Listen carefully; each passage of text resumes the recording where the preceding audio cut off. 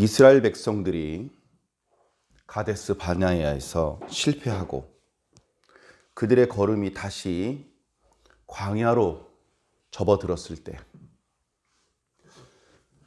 우리가 지난주까지 묵상했던 말씀을 보면 제사의 규례에 대해서 보완해주는 형식의 말씀이 나타나고 있습니다. 제사의 규례를 보완하면서 역시 하나님과의 관계가 다시 회복되는 방법은 제사를 드리는 방법밖에 없다.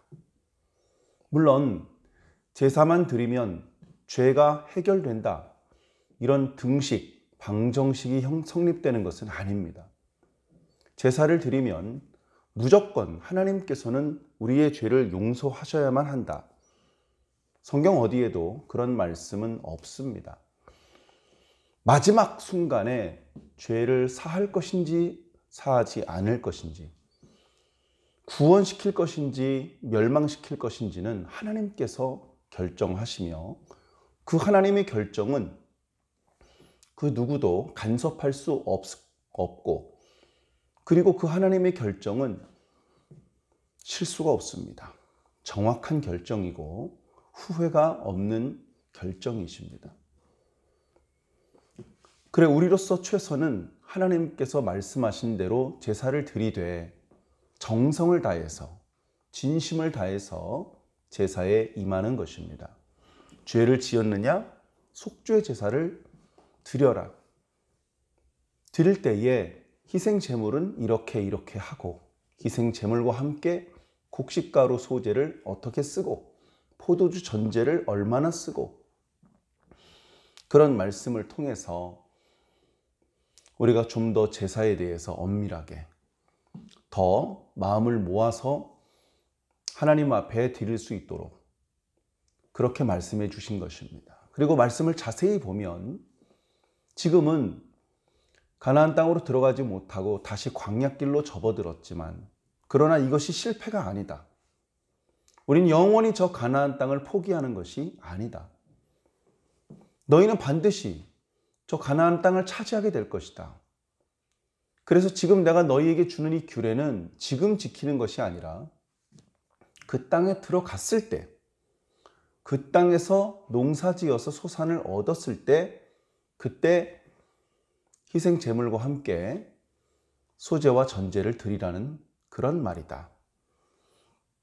그런 의미를 담아서 말씀을 주셨습니다. 자, 그런데 또 이어지는 16장에 이제 이스라엘 백성들이 그 땅을 악평했던 10명의 정탐꾼들이 죽는 것도 보고, 그리고 하나님께서 진노하시는 것도 느꼈고, 그리고 제사의 규례에 관해서 주시는 말씀을 통해서 하나님의 뜻은 우리와 완전히 갈라서는 게 아니라 우리와 화목되기를 원하시는구나. 우리가 범죄하여서 우리가 하나님께서 주신 약속의 땅에 지금은 못 들어가지만 결국은 저 땅에 들어가겠구나. 그런 어떤 긍정적인 마음을 가지고 자신에게 주어져 있는 그 광야의 길을 묵묵히 잘 수행했더라면 참 좋았을 텐데, 계속해서 반역의 이야기들이 나타나고 있습니다.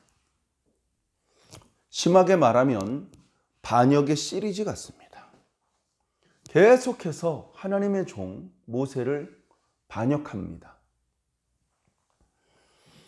이스라엘 백성들이 처음에 반역을 했습니다. 당신 때문에 우리가 더 심한 노동의 고생이 얼마나 심한지 아시오? 애굽에 있을 때죠. 애굽 왕 바로가 또 반대했습니다. 모세야, 네가 원하는 건 들어줄 수가 없다. 그래, 거기서 나왔잖아요. 그리고서는 이스라엘 백성들이, 그리고 심지어 애굽 백성들조차 모세가 하나님의 큰 선지자라는 것을 알았습니다. 그래서 감히 모세를 가로막을 생각을 못했죠. 그럼에도 불구하고 이스라엘 백성들은 틈만 나면 여러 가지 이유를 들며 원망하고 불평했습니다. 목이 마르다, 먹는 게 만나밖에 없어서 이게 먹는 게 너무 부실하다. 고기를 먹고 싶다. 그런 불평이 있었죠.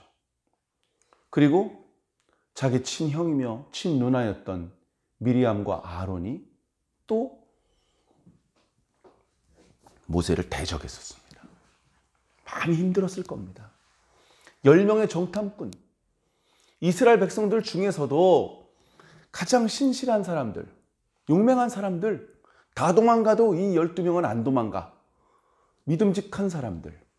근데 그 중에 10명이 대적했습니다. 그리고 지금 이제 모세의 가까운 친족, 고핫 자손 중에서 고라가 반역을 일으킨 것입니다. 이때는 아직 그렇게 막 계보가 멀리 내려와 있는 게 아니에요. 아브라함이 이삭을 낳고, 이삭이 야곱을 낳고, 야곱이 레아에게서 세 번째로 낳은 아들이 그게 레위지 않습니까? 레위. 그 레위가 아들을 셋을 낳았어요. 게르손과 고핫과 무라리를 낳았습니다. 고핫이 아므람을 낳았고 아므람이 미리암과 아론과 모세를 낳았습니다. 그런데 그 고핫이 또 다른 아들을 낳았는데 그게 이제 이스할이에요. 그리고 그 이스할 밑에 고라가 나온 겁니다. 그러니까 사촌지간이에요. 모세, 아론하고는. 그러니까 만약에 모세가 뭘 하자고 하면 다 반대를 해도 가까운 친족들이 두둔해주고 힘을 실어주고 편을 들어줘야 됩니다. 그런데 가장 가까운 그런 형제라고 생각했었던 고라가 배반을 한 겁니다. 그런데 돌아가는 분위기를 보니까 이 반역의 기세가 작지 않습니다. 오늘 말씀을 쭉 읽어보면 고라뿐 아니라 르우벤 자손 중에서 우두머리 3명이 함께 반역을 일으켰습니다. 그리고 군 지휘관 250명이 그들과 뜻을 같이 했습니다. 250명은 쉬운 숫자가 아닙니다. 특히 모세 때와 같은 고대 시대에 250명은 어마어마하게 많은 숫자거든요. 그리고 이 250명은 레위 사람 별로 없어요. 르우벤 자손 그리고 그 이외에 다른 지파 중에서도 고라와 뜻을 같이 한 사람들이 있었던 것 같습니다. 자, 그들이 왜 반역을 했느냐? 오늘은 이 부분을 간단하게 짚어서 말씀을 드려야 뒷부분의 내용이 좀 수월하게 이해가 될 것 같아서 설명을 드리겠습니다.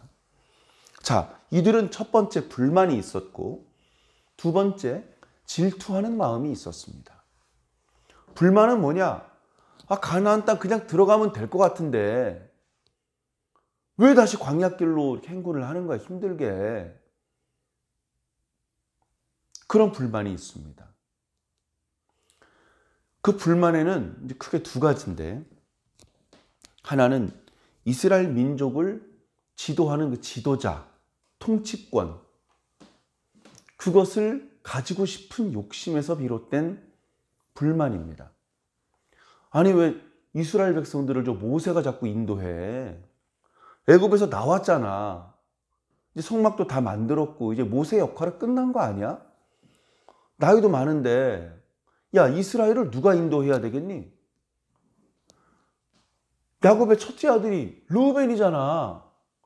당연히 우리 르우벤 지파 사람들이 이스라엘을 이제 지도해야 돼. 르우벤 지파를 중심으로 각 지파의 두령들이 이렇게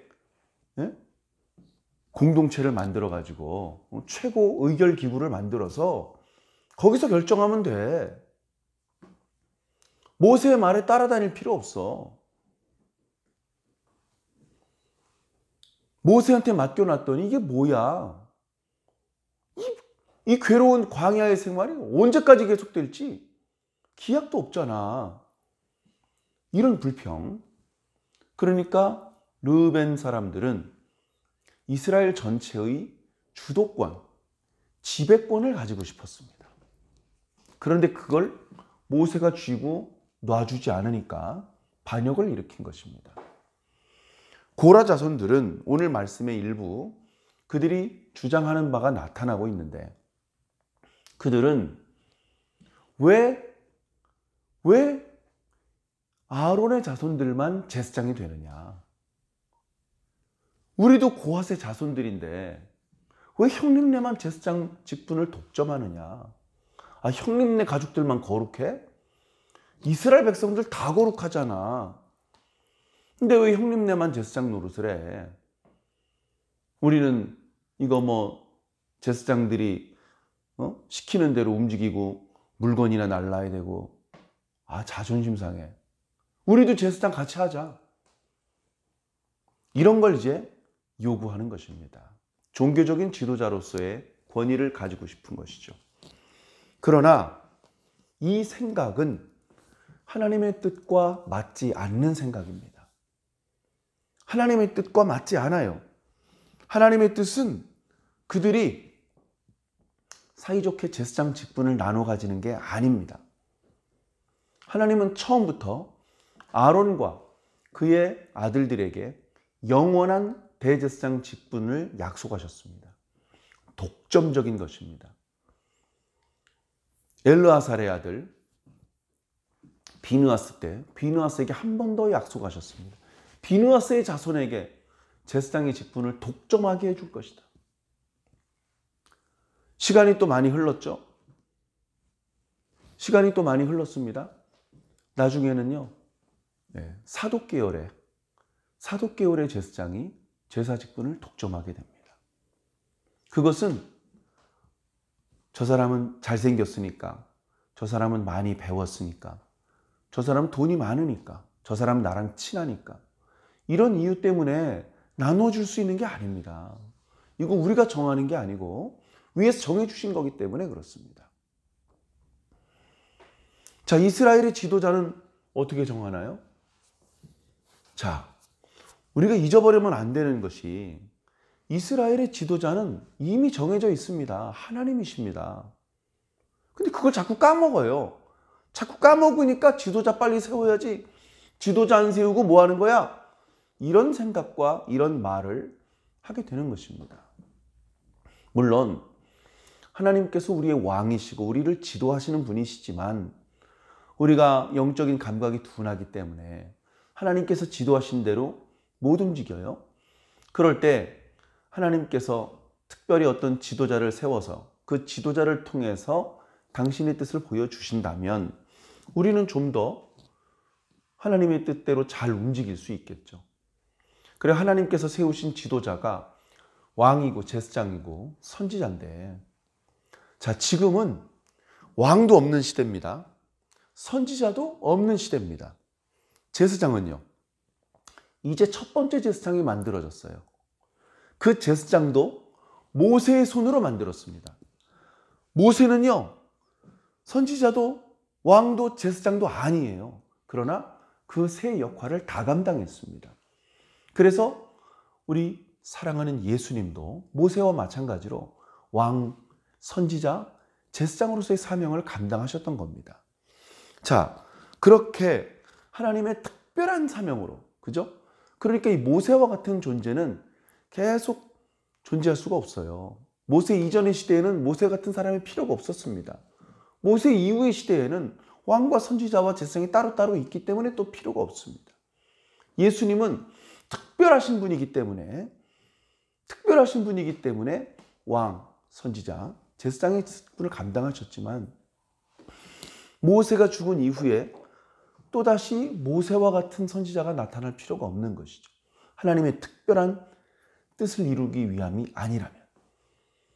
그래, 실제로 유다와 이스라엘에 많은 변고가 있었지만 하나님께서 모세와 같은 선지자를 세우지는 않으셨습니다. 그냥 평범한 선지자를 세우셨고 평범한 제사장을 세우셨고 평범한 왕을 세우셨습니다. 어떤 때는 왕을 통해서, 하나님의 뜻을 드러내시고 하나님의 뜻을 이루어 가셨습니다. 어떤 때 선지자를 통해서 당신의 뜻이 무엇인지 알려주게 하셨고, 어떤 땐 제사장을 통해서 위기의 순간을 넘어갈 수 있게 해주셨던 것입니다. 그렇게 모세는 특별하다고요. 모세의 영적인 권위, 종교적인 어떤 지도자의 권위, 그 다음에 그리고 그 어떤 사람들을 이끄는 어떤 정치 지도자의 권위, 이 둘 다 하나님께로부터 온 것이기 때문에 불만을 품거나 이의를 제기할 수 없어요.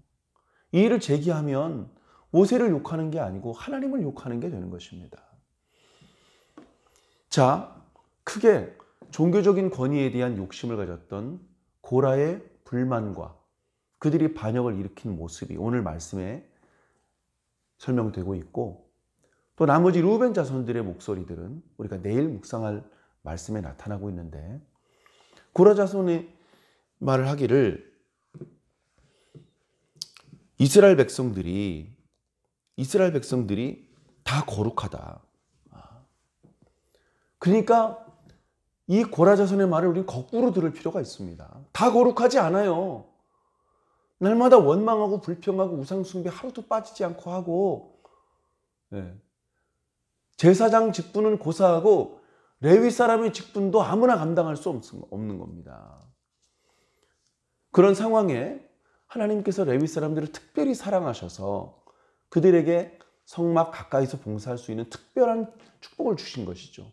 그런데 이 고라 자손들은 그것을 축복이라고 생각하지 않고 자신과 백성들을 비교하는 것이 아니라 자신과 제사장을 비교한 것이죠. 그리고 제사장이 되고 싶어 하는 겁니다. 아론을 대적하고 그 자리를 차지하고 싶은 것이죠. 그러면서 하는 소리가 회중이 다 각각 거룩하고 여호와께서도 그들 중에 계시는데 니들은 뭔데 여호와의 총회 위에 스스로 높이느냐. 모세와 아론이 언제 스스로 높였습니까? 물론 모세와 아론이 백성들을 잠잠하게 만들어 놓고 연설을 하고 명령을 할 때가 많았죠. 그러나 그때는 한 번도 빠짐없이 하나님께서 그렇게 하라고 하셨을 때입니다. 하나님께서 그렇게 하라고 하셔서 백성들 위에 우뚝 서서 말할 수밖에 없었던 것이죠. 어떤 권력에 대한 욕심이 있어가지고 깜도 안 되는데 하나님의 뜻에 반해서 스스로 높아지려고 한 것이 아니라는 것입니다. 자, 만약에 모세가 스스로 높아지려 하는 것이었다면 고라 자손이 반기를 들기 이전에 하나님이 용서하지 않아요. 하나님의 권위를 하나님은 스스로 지키십니다. 고라 자손이 도와줘야 지켜지는 게 아니에요. 그러니 고라 자손의 이런 주장은 터무니없는 것입니다. 4절에 보니까 그 말을 듣자마자 모세가 엎드렸다라고 기록하고 있습니다. 매우 짧은 기록이죠. 아마 시간적으로도 그렇게 긴 시간 엎드려 있었던 것은 아닌 것 같습니다. 자, 엎드린 목적이 뭘까요? 흙냄새가 맡고 싶었을까? 자, 엎드린 목적은 두려워서입니다. 두려운데 고라 자손이 두려운 게 아닙니다. 고라 자손이 250명 혈기방정한 사람들을 대동하고 큰 소리를 치니까 무서워서 그 앞에 엎드러진 게 아닙니다. 그들이 하는 말이 그럴싸하지만 사실은 하나님의 뜻에 반하고 하나님의 진노를 불러일으키고 하나님께서 세우신 질서를 흔드는 내용이기 때문에 하나님께서 진노하시고 하나님의 재앙이 쏟아질 것이 두려워서 엎드린 것입니다. 얼마 전에 10명의 정탐꾼들이 악한 평가를 하고 그리고 모세와 아론을 죽이려고 할 때 그때도 엎드렸는데 돌멩이에 맞아 죽을까 봐 엎드린 게 아니고 하나님께서 가까이 오심을 남들보다 빨리 알아채고 엎드린 것입니다. 자, 모세가 다시 일어나서 말을 합니다. 내일 아침 각각 향로를 들고 여호와 앞에 나와라. 하나님께서 택하신 자는 거룩하게 될 것이다. 그렇게 이제 이야기를 합니다. 그러면서 너무나 안타까우니까, 왜냐하면 같은 동족 이전에 가까운 친족이란 말이에요. 사촌형, 사촌 동생이란 말이죠. 그런 관계이기 때문에 이런 실수, 특히 이 실수는 단순히 모세를 향한 신뢰가 아니고 하나님의 뜻을 거부하는 엄청난 범죄란 말이죠. 이 범죄는 하나님의 두려운 심판으로 끝날 수밖에 없어요. 그래 너무 안타까워서 모세가 몇 마디 합니다. 자, 너희 레위 자손들아 들으라. 8절 9절이죠. 이스라엘의 하나님이 이스라엘 회중에서 너희를 구별하여 자기에게 가까이 하게 하사 여호와의 성막에서 봉사하게 하시며 회중 앞에 서서 그들을 대신하여 섬기게 하심이 너희에게 작은 일이겠느냐? 너희들이 감당하기에는 큰 일이야. 너희들이 입기에는 너무 큰 은혜야. 그런데 너희에게 그거 주신 거야. 너희가 지금 받은 복이 작은 복이 아니야. 큰 복이야. 근데 그걸 작게 여기고 제사장 직분까지 달라고? 자, 10절. 하나님이 너와 네 모든 형제 레위 자손으로 너와 함께 가까이 오게 하셨거늘 너희가 오히려 제사장의 직분을 구하느냐. 이게 핵심인 것이죠. 구한다고 얻을 수 있는 게 아닙니다. 주고 싶다고 줄 수 있는 게 아니에요. 이를 위하여 너와 너희 무리가 다 모여서 여호와를 거스르는도다. 아론을 거스리는 게 아니고요. 여호와를 거스리는 겁니다. 아론이 어떠한 사람이기에 너희가 그를 원망하느냐. 자, 아론을 원망하면 안 되죠. 자, 결국은 뭐냐? 결국은 어리석은 불만입니다. 살다 보면 불만스러울 때가 있어요. 불만스러울 때 그걸 잘 개선을 하면 좋아질 수도 있습니다. 야, 가구 배치가 이게 좀 뭐가 잘못된 것 같아 해가지고 가구 배치를 바꿨더니 방이 넓어 보이고 방을 쓰기도 더 편리하고 바람도 잘 통하고, 예를 들면 그런 경우도 있지 않습니까? 그런 거는 불만이 지혜로운 불만이 되는 거예요. 그런데 여기 고라 자손들은요, 어리석은 불만을 하고 있습니다. 거기다 시기 질투하는 마음에서 이 불만이 시작되었습니다. 자기가 이미 남달리 복을 받고 있는데 감히 더 큰 복을 욕심내고 있습니다. 그 더 큰 복을 주신 분에게 부탁하는 것도 아니고 아주 어리석은 방법으로 그 더 큰 복을 차지하려고까지 시도하고 있습니다. 그러니까 이 어리석음에서 출발한 이 불만과 시기가 결국 어리석은 말과 행동으로 이어지는데, 그 결과는 끔찍한 하나님의 저주, 재앙이 될 수밖에 없다는 것입니다. 우리도 살면서 불만과 시기가 일어날 수 있습니다. 우리는 아직 다 변화되지 못한 그리스도인이기 때문에 그렇습니다. 그리고 경우에 따라서는 어떤 불만은 좀 더 긍정적인 개선을 위해서 도움이 될 때도 있습니다. 그러나 이 불만과 시기는 더 많은 경우 어리석은 불만과 시기일 경우가 많습니다. 그런 어리석인 불만과 시기는 자신만 불행하게 만드는 것이 아니고 공동체 전체를 힘들게 할 수 있습니다. 그렇게 되면 무슨 유익이 있겠으며 무슨 하나님께 복을 받을 수 있겠습니까? 우리 마음속에서 일어나는 불만과 시기가 어떠한 내용인지 잘 살펴보셔서 어리석은 불만과 시기라면 다 털어내시기 바랍니다. 털어내시고 하나님께서 주신 범위 안에서 만족하고 감사하고 최선을 다할 수 있는 저와 여러분들이 꼭 되기를 예수님 이름으로 간절히 축원합니다. 아멘.